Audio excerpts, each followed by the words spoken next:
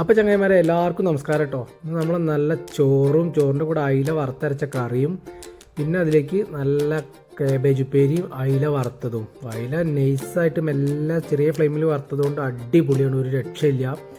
അപ്പോൾ നമ്മൾ നേരെ ചോറ് നൈസായിട്ട് ഇങ്ങനെ എടുത്ത് കുഴക്കുന്നുണ്ട്.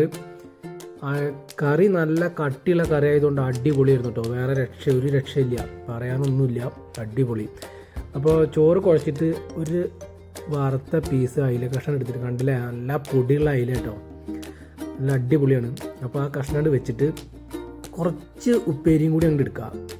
ഉപ്പേരിയും കൂടി അതിലോട്ട് വെച്ചിട്ട് നൈസായിട്ട് ഒരറ്റപ്പിടി പോരെ, ഒരു രക്ഷയില്ല മക്കളെ.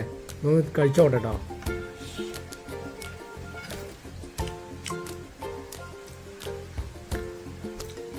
ഒരു രക്ഷയില്ല, പൊളി സാധനം കേട്ടോ.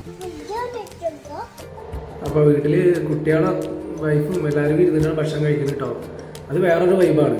അപ്പോൾ ഫോളോ ചെയ്യാനൊന്നും മറക്കല്ലേ.